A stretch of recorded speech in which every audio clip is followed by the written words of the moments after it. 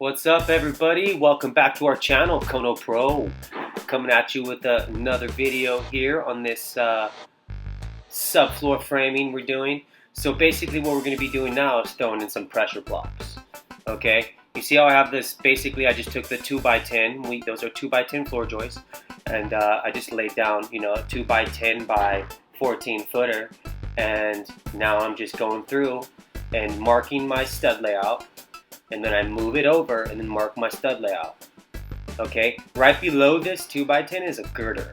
Okay, and what a girder is that's what sits on your footing and goes across a span, basically the space between a really long area, and then the joist can sit on that girder, so it gives it strength. So it's cool to go ahead and mark your lines right there. Typically you would cut your pressure blocks or mark your lines on one end of the wall or the other, not in the middle of the span. And the reason why is because floor joists, they're 10 inches long, right? 9.5 inches long or whatever. 2x10 really is 1.5 by 9.5. That's the way it is with all lumber, basically. If it's a 4x6, it's actually 3.5 by 5.5. So when I say 2x10, it's actually 1.5 by 9.25. But anyways, when you're framing with something that is that tall, when you install it, the top is gonna sort of flare out. So what you got to do is you got to cut your blocks, and then you got to set them, and then once you have all your blocks set, then you can go through and then you can cut all your blocks in the middle of the span, because basically everything's squared up at that point.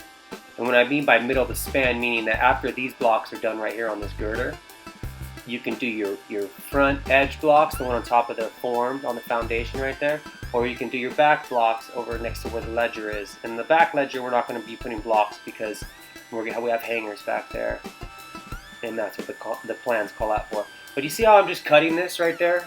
So after I measured all my blocks, marked them all off, I'm just cutting my blocks with my skill saw right here, and then setting it right into the into the bay where it's going to go. And sometimes they'll fall down into the bottom of the subfloor, whatever, it's no big deal. But you can do the same technique too, like if you're framing up a roof. But this is pretty high skill level doing this kind of work.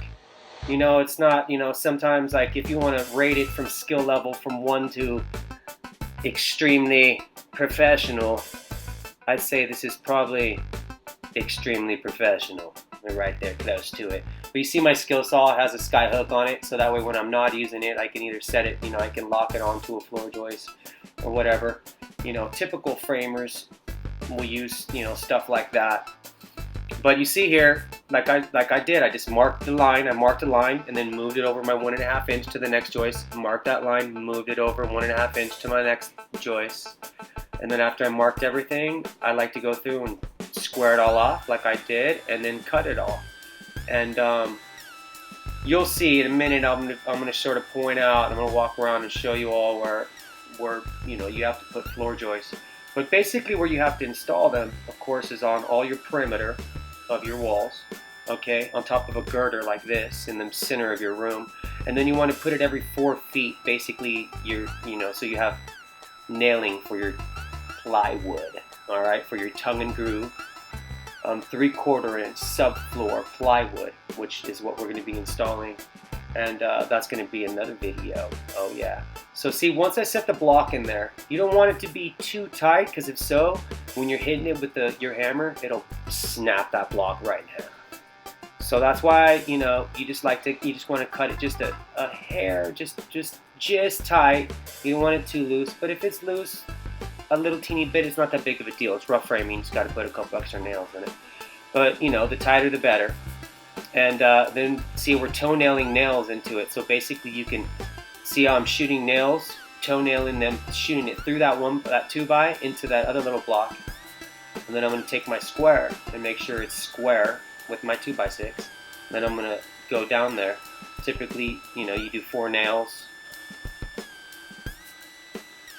And then so on. So once you have all these blocks in, what I like to do actually is double my blocks. So what I'll do is I'll do all these blocks again and set them right next to each other, so I have double block on my girder. That gives it really strong. It makes your subfloor just like really, really solid and stout, and that's what you want when you're building a subfloor. You don't want to have movement in there. You don't want to have people walking in there with a bunch of furniture in there, and there's a bunch of movement. And you don't want to make sure your live load is thought about, And so the more pressure blocks you put, the more live load you have. And what live load is it's basically how many pounds per square foot you made the flooring, so that way you can allow, for a certain amount of people, right? So when you draw up some blueprints and you have the engineers, they'll do all the calcs and they'll do all the specifications and all the specs on the blueprints, and it'll basically, they'll engineer everything according to certain live load and dead load. Dead load is like when you have a lot of dead weight. That's furniture, things like that, walls. I mean, basically everything is dead load.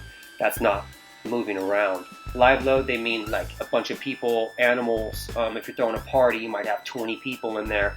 So you want to have a certain amount of pounds per square foot, thought about when you do your framing. So, that's just a little something. Like I say, that's on level 1 to professional.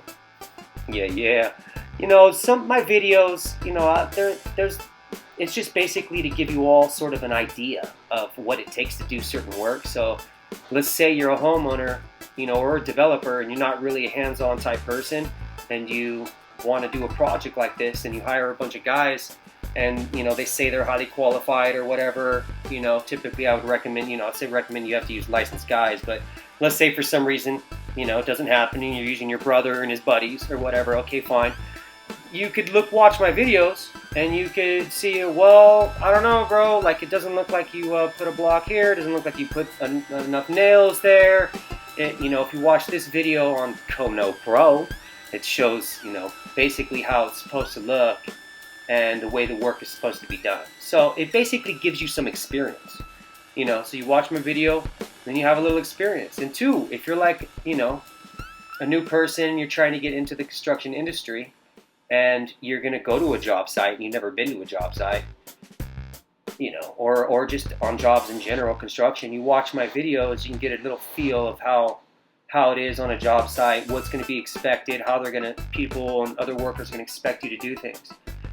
Like how when I laid out that block, that 2x10 and marked it with my pencil, typical framers, they won't even use their measuring tape that much. They'll use their measuring tape, of course, here and there, and you'll see that it's quite often, but you'll see actually a lot of times, even more than often, they'll not use a measuring tape because it takes too long. When you already have everything measured out with your layout, so everything's supposed to be a certain way, then you can just sort of, rock like I did. Put your line down and just you scribe everything. You can throw the 2x4s or 2x10, whatever material you use, and just scribe them.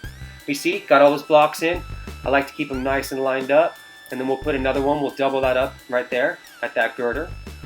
And then, if you weren't putting hangers here, then that's my hold down right there. I'm just showing you guys that's my hold down. So once that's going to be a supporting wall there, a bearing wall going up to my roof, a shear wall. So those are my HDU tubes. And I'll put blocks right here. I'll double block this right there, that stem wall. And then I'll run 2 blocks straight, and then I'll block out all my perimeter as well. Okay, and hope this video helps you out, especially if you're going to be doing a project like this, or like I say, have someone that's going to do it for you. You have an idea of what it takes to do it. You see that back right there, we're going to be putting hangers right there against that back ledger. But if you weren't going to be putting hangers back there, I would say block that as well. But since we're putting hangers on there, it's not calling out for blocking, so we're not needing blocking there. But if you're going to be, sheeting it and you want to sheet it right, then you'll measure from the outside of your wall and you'll pull 4 feet, and then you'll put blocking every 4 feet, so that way you have center, you have blocking center of your seams on your drywall, on your plywood. Drywall, plywood, subfloor plywood. So we'll put blocks down the center there. We'll put blocks all down there, and then we'll put another row of blocks all down there, wherever 4 feet lands.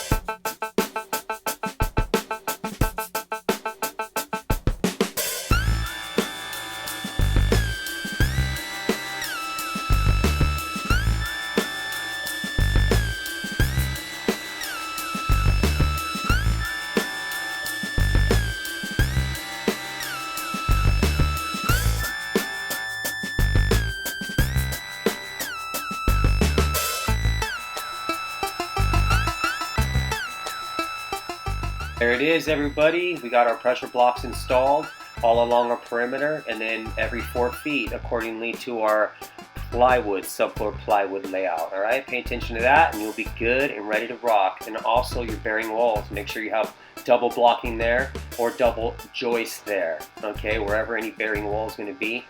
You can double or triple it up, but we appreciate you all for checking into our videos, and we ask you please subscribe, and if you can, share us with your social media. That'd be awesome. And please keep tuning in for that on-site construction knowledge. Kono Pro out, everybody. Peace.